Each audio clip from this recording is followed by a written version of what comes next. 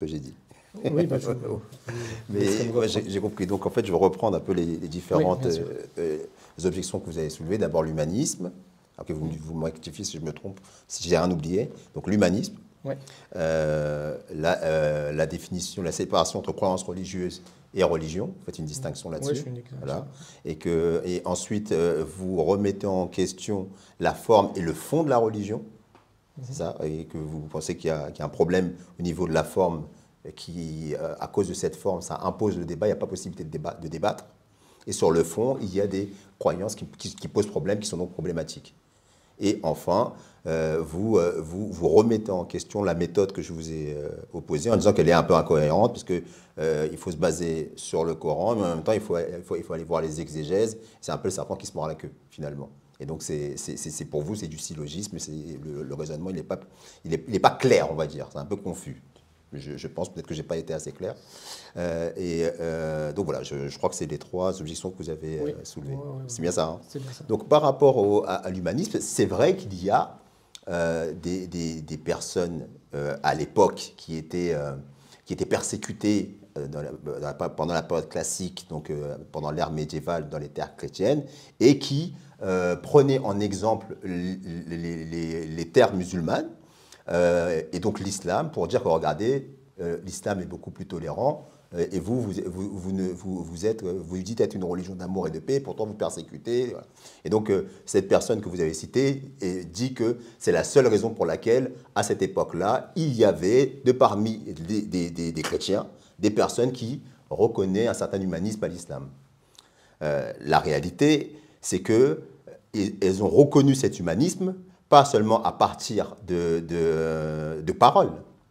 Il y a des rapports historiques qui nous montrent très clairement comment se passait, par exemple, le vivre ensemble en terre musulmane, où justement juifs, chrétiens, musulmans arrivaient à vivre en se respectant dans leur identité spirituelle différente, à l'époque médiévale.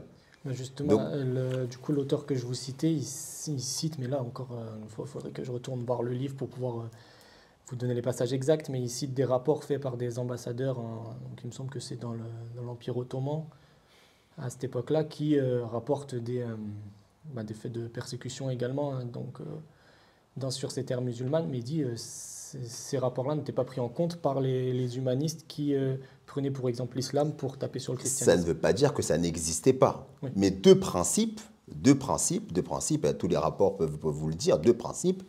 Il y a eu des périodes, bien sûr, de persécution, même de musulmans sur d'autres musulmans, ça c'est une réalité, mais par principe, on ne niait pas la spiritualité d'un non-musulman, puisqu'il y a même des juifs qui avaient des positions au niveau du gouvernement politique de certains pays musulmans, pendant l'époque classique. Chose qui était impossible, ne serait-ce que pour un protestant, d'être en politique dans une terre qui était régie par des catholiques.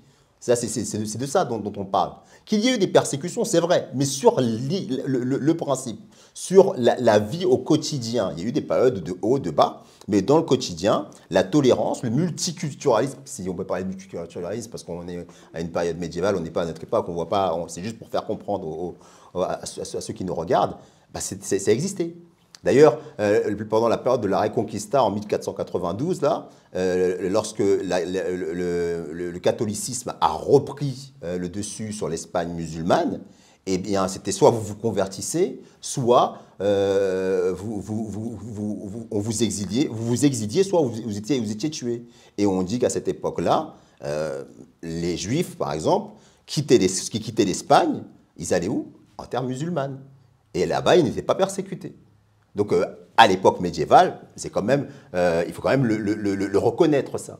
Et donc, ça, c'est un fait, par exemple. C'est pas une parole, c'est un fait historique. Il y a une pléthore de juifs et de musulmans qui ont été forcés de quitter l'Espagne et qui ont retrouvé refuge et qui ont retrouvé une certaine stabilité, une certaine paix, une certaine sécurité en terre musulmane. ça après, j'ai pas de doute là-dessus.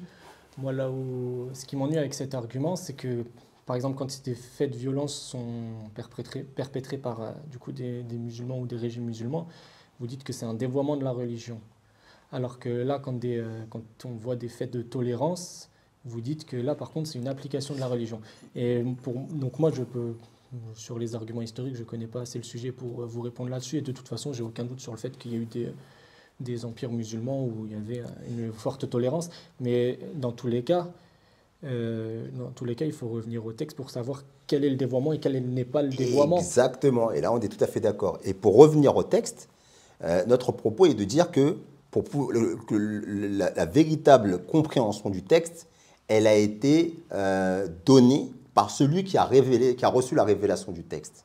Et pour pouvoir avoir une véritable image de ce qu'est la religion, il faut revenir à sa période. Et en revenant à sa période, comme vous l'avez dit, et effectivement je l'assume, en regardant les faits et gestes du prophète, ce qu'on appelle sa sunna, et en regardant l'essence de ce qu'enseigne le Coran, et surtout la méthode que le Coran lui-même nous dit de le lire et de le comprendre, à savoir que les versets coraniques se soutiennent mutuellement et qu'il n'y a pas de contradiction entre les versets coraniques, si bien que lorsque vous avez un verset qui vous appelle par exemple à la guerre, et un autre verset qui vous appelle à la tolérance et à entretenir des relations amicales et avec les gens du livre, même de coopérer avec eux, ben forcément, si vous comprenez tout ça littéralement, vous allez trouver qu'il y a un problème. Or, le Coran vous dit lui-même, les versets se soutiennent mutuellement et qu'il n'y a pas de contradiction entre vous. Entre ces versets. Donc forcément, à partir de cette déclaration-là, c'est là que vous comprenez qu'effectivement, pour pouvoir comprendre les versets qui, entre guillemets, selon vous, posent problème, eh bien, il faut revenir sur le contexte. Et c'est comme ça qu'on réconcilie le texte avec lui-même. Parce que tout texte, qu'il soit religieux ou pas, il a un corps, mais il a aussi un esprit. Et quand vous comprenez uniquement littéralement un texte, dans la plupart des cas, vous vous plantez. Si vous n'avez pas l'esprit du texte. Et ce n'est pas quelque chose propre à la religion, c'est quelque chose qui est totalement naturel. N'importe quelle personne vous dira la même chose.